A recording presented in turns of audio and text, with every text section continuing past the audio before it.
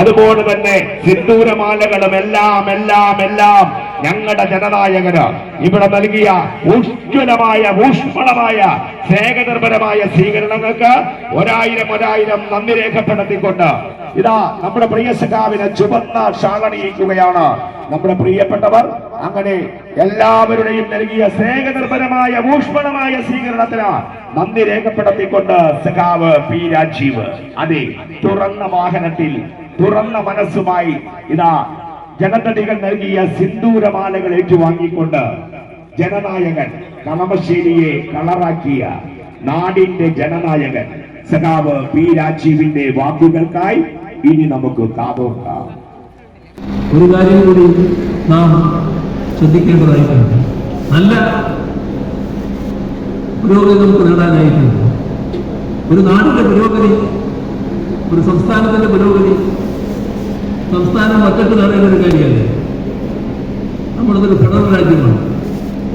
സംസ്ഥാനവും കേന്ദ്രവും അതിൽ പങ്കുവയ്ക്കുന്നു. നമ്മുടെ കാര്യത്തിൽ കേന്ദ്രത്തിന്റെ പങ്ക് എന്താണ്? അങ്ങേയറ്റം നിഷേധാത്മകമായ പങ്കാണ്. അതാണ് നമ്മുടെ നാടിന്റെ ദൗർഭാഗ്യകരമായ അവസ്ഥ. ഒരു നാടിന്റെ പുരോഗതിക്ക് ആവശ്യമായ പിന്തുണ ലഭിച്ചില്ല എന്നതാണ് നമുക്കുള്ള വേദന. ഇവിടെ ഒരുപാട് ദുരന്തങ്ങൾ നമുക്ക് ഏറ്റുവാങ്ങേണ്ടി വന്നു. 2018 മഹാപ്രളയം, തൊട്ടു പിന്നാലെ വന്ന അതിരൂക്ഷമായ കാലവർഷക്കെടുതി, അതിൽ നിന്നൊരു ശ്വാസം കഴിക്കാൻ കഴിയുന്നതിന് മുമ്പ് വന്ന ലോകത്തെ ആകെ വർദ്ധിപ്പിച്ച കോവിഡ് മഹാമാരി.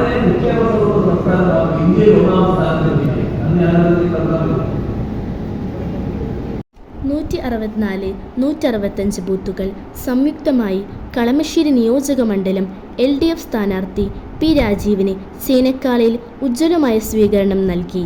ബൂത്ത് സെക്രട്ടറി അബ്ദുൽ ഫാസിൽ, മുൻ LC അംഗവും മുൻ കൗൺസിലറുമായ K അമ്മു, സീനിയർ സിറ്റിസൺമാരായ ബുഹാരി, അബൂബക്കർ, ബാലസംഘം ഫാത്തിമ റൈഹാൻ, കേരള പ്രവാസി സംഘം അബ്ദുൽ റഹ്മാൻ കുടിലിൽ, HMT ജംഗ്ഷൻ, CITU ചുമട് മുഹമ്മദ് കുഞ്ഞ്, കർഷക തൊഴിലാളി KP അഷ്റഫ്, വ്യാപാരി വ്യവസായ സമിതി KA Suneer, DYFI Ahdal KA,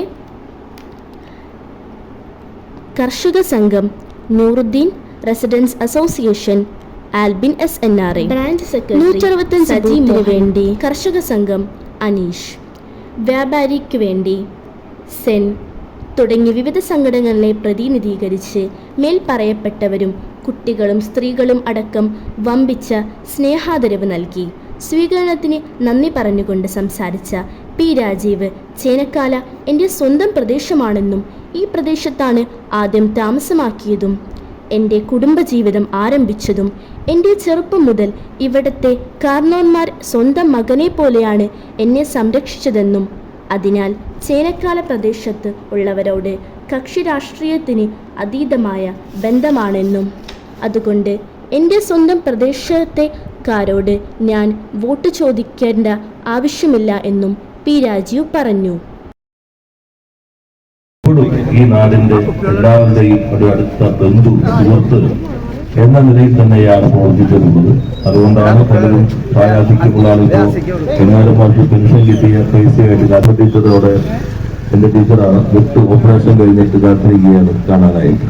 ഇവിടെ ഇപ്പോ അബൂബക്കറയ്ക്ക് എല്ലാവരും HMT നമ്മുടെ കാർ ബോധിക്കുകയും എല്ലാവരും ഇവിടെ വന്നിരിക്കുന്നത് ഇവിടെ നമ്മൾ കുറെ ഭക്ഷണം കഴിച്ചിട്ടുള്ളത് എല്ലാവരും ഇവിടെ വന്ന് കാത്തിരിക്കുമ്പോൾ ഞാൻ പ്രത്യേകം നന്ദി രേഖപ്പെടുത്തുന്നു.